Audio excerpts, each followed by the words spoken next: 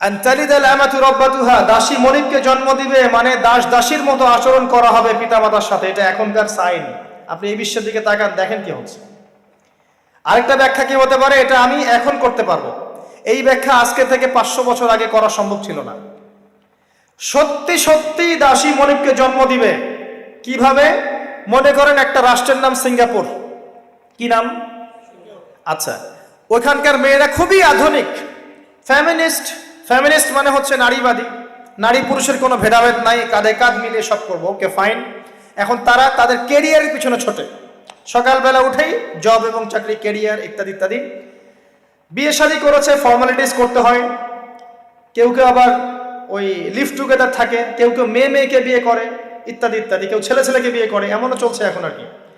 তো কেউ কেউ আবার ভুল করে বিয়ে করে ফেলেছে, এখন সন্তান হয়ে গেছে, একটা সন্তানকে তো মানুষ করার সুযোগ নাই, সন্তানকে ডেকে